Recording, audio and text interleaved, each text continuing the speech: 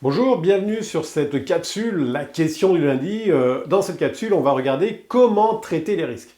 C'est la partie 2 parce que la semaine dernière, on avait regardé comment déterminer en fait les risques et faire ce tableau de risques.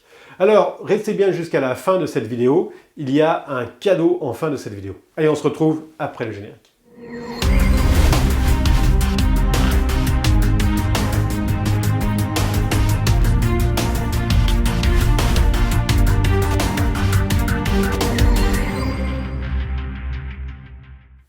Alors, on va regarder un petit peu comment traiter ces risques que l'on a déterminés dans ce tableau en fait de risques. Alors, la première façon de traiter le risque, c'est de l'accepter. Généralement, c'est ce qu'on va faire pour les risques de très bas niveau, très faibles, avec un impact quasiment inexistant. Ça, on va pouvoir accepter ce risque-là et pas investir du temps ni de l'argent pour régler en fait ce risque-là.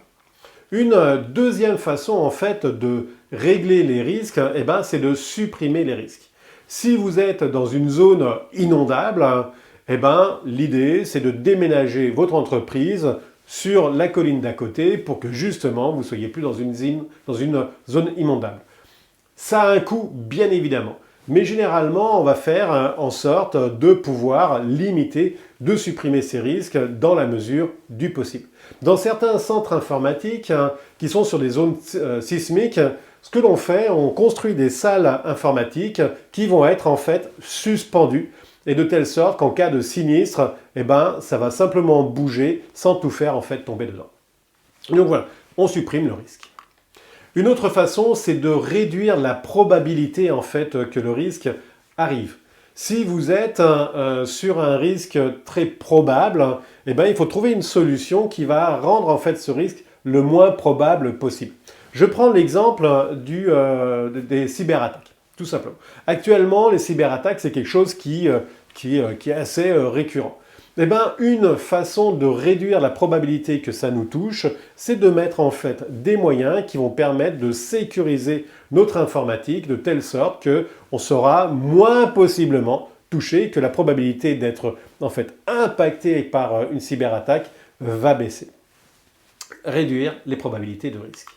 Ensuite de ça, transférer le risque. Alors on peut transférer le risque tout simplement sur une assurance qui va nous permettre de nous payer le remboursement du matériel qui peut être détruit, la perte d'exploitation, la rançon qu'on va être obligé de payer. C'est aussi une façon de traiter tout simplement les risques.